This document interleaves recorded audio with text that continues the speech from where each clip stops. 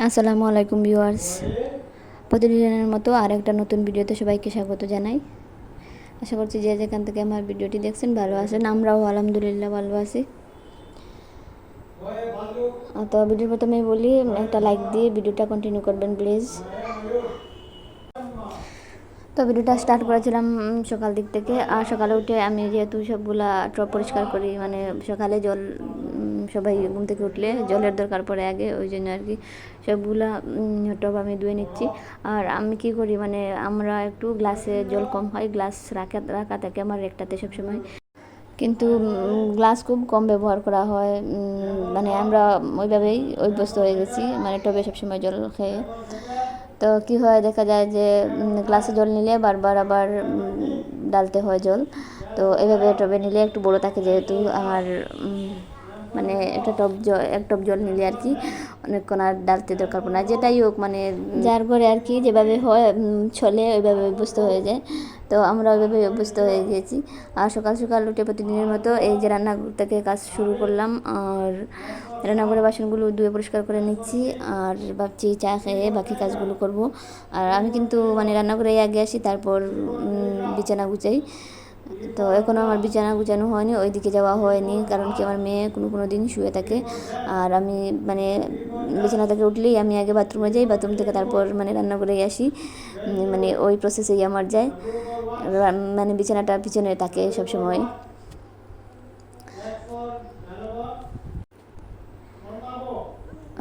আর হচ্ছে কি, মানে চা হওয়ার পর আজকে মানে ভিডিওটা স্টার্ট করি, কারণ কি চা হওয়ার মানে একটু ঝামেলা বেশি ছিল আজকে। যে ঘরে কিন্তু বেশি মানুষ থাকলে একটু ঝামেলা হয়, যেদিন বেশি মানুষ থাকেন।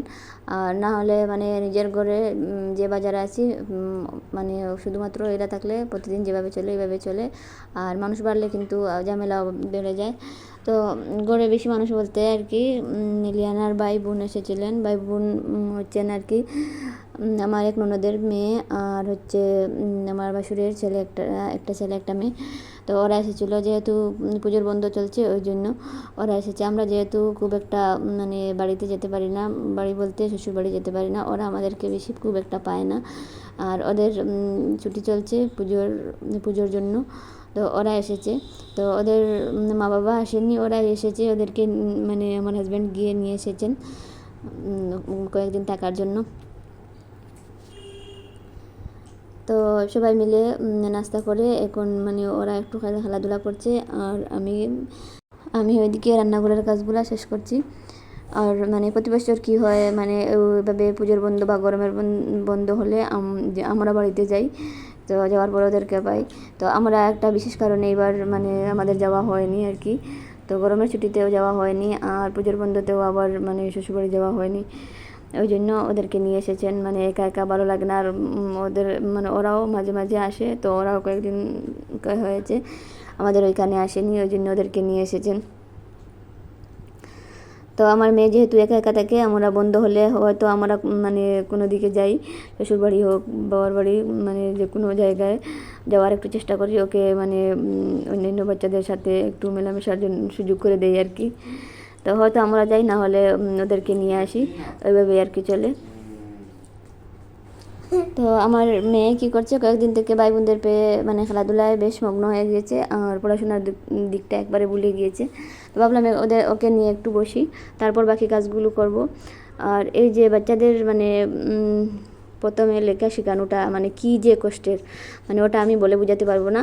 তো যাদের বাচ্চাদের মানে নিজে শিখিয়েছেন হাতে কলমে ওই অক্ষরগুলো প্রথম, তো এরাই বুঝতে পারবেন নিশ্চয়। আর কয়েকদিন পড়াশোনা বন্ধ হয়, আমি দেখছি একটু মানে একটু ছুটে গেছে ওর, মানে যা কিছু শিখেছিল বা লিখা একটু শিখেছিল ওইগুলা। তো ছোটো বাচ্চাদের কি হয়, মানে কয়েকদিন মানে পড়াশোনা বন্ধ করে দিলে ওরা যা শিখে মানে একটু ভুলে যায় আবার, ওইভাবে। তো আমার মেয়ের সাথে ওইভাবে হয়েছে। আমি দেখছি মানে বেশ কয়েকদিন যদি আমি ওকে একটু খেয়াল ছেড়ে দিই, কি অসুস্থ হয়ে পড়ি, তো মনে হয় আর কি ওর কাছ থেকে অক্ষরগুলো ছুটে যায় আবার। তো ওইখানে হচ্ছে কি ওদের মানে ভাবলাম ওদেরকে একটু ক্যামেরার সামনে আনি, যেহেতু 2-3 দিন থেকে ওরা ঘরে আছে, কিন্তু মানে শেয়ার করা হয়নি খাওয়া দাওয়ার সময় বা কোনো। তো ভাবছিলাম ওদেরকে একটু ক্যামেরার সামনে আনি, তো ওরা কিছুতেই আসতে চায়নি। তারপর আমার মেয়েকে একটু পড়িয়ে মানে উঠেছি বাকি কাজগুলো করতে। আর মানে কিছু ছোটো মাছ নিয়ে এসেছেন আমার হাজব্যান্ড, ওইগুলো পরিষ্কার করব আর রান্না করব। আজকে কিন্তু মাছ রান্না করব না, আমি রাতের বেলা মাংস রান্না করেছিলাম।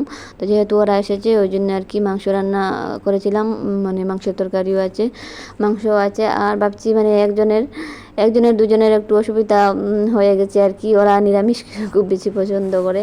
ওই জন্য ভাবছিলাম মানে আলু দিয়ে আর সয়াবিন দিয়ে একটু তরকারি করব, যার নিরামিষ ভালো লাগবে নিরামিষ খাবে, আর যার মাংস ভালো লাগবে মাংস হবে আর কি।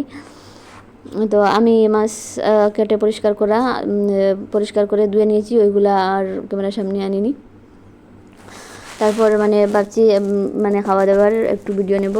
আর হঠাৎ দেখি যে সবাই অনেক দৌড়াদৌড়ি করেছে, আর আমার ঘরে যেহেতু মানে টাইলস নেই, কার্পেট, তো কার্পেটটা মানে অনেকটা জায়গা ছিঁড়ে দিয়েছে আর কি, বাচ্চারা খেলাধুলা দৌড়াদৌড়ি করতে করতে। তো মানে ওইটা একটু ঠিক করলাম, ঘরে এক্সট্রা মানে এক্সট্রা যে কার্পেটটা রাখা ছিল ওইখান থেকে আমি একটা পিস নিয়েছি, আর নিয়ে ওইখানে আবার যে জায়গাটিতে আমি মানে আগে থেকে ভিডিওটা করিনি ওই জন্য ওই জায়গাটা মানে দেখাতে পারছি না আর কি। তো ওই জায়গাটা আমি সোজাসুজি করে কেটে লম্বালম্বি করে আমি আর একটা পিস বসিয়ে দিয়েছি।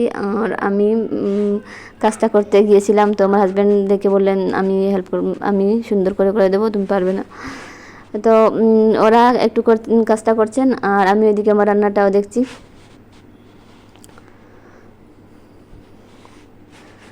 তো ভিডিওর এই পর্যায়ে এসে একটা কথা বলছি যে আমার ভিডিওটা কোনো অংশ ভালো লেগে থাকলে আমার চ্যানেলটাকে সাবস্ক্রাইব করে আমার পাশে থাকতে পারো। আর বারবার একটা রিকোয়েস্ট করছি যে একটু ধৈর্য নিয়ে কাজটা করবেন প্লিজ।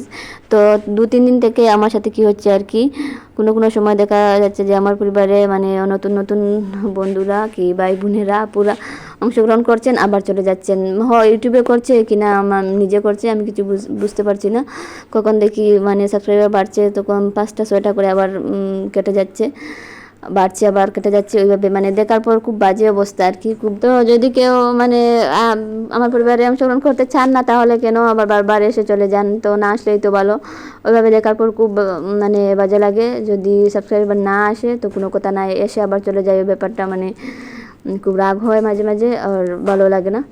তো আমার রান্নাটা প্রায় হয়ে যাচ্ছে, আর আমি উপর থেকে কয়েকটা কাঁচা লঙ্কা দিয়ে দিয়েছি, আর কয়েকটা মাছ ভাজি করলাম। যারা নিরামিষ খাবে বা আলু সয়াবিন দিয়ে খাবে ওরা মানে মাছ ভাজি হলে ওদের একটু সুবিধা হবে আর কি, ওই জন্য কয়েকটা মাছ ভাজি করছি। আর আমি বাকি মাছগুলো রেখে দিচ্ছি এখন, যেহেতু রান্না করতে হবে না ওই জন্য। তো এই পর্যন্ত ছিল আজকের ভিডিওটি, এতক্ষণ আমার সাথে ধৈর্য নিয়ে থাকার জন্য অসংখ্য ধন্যবাদ।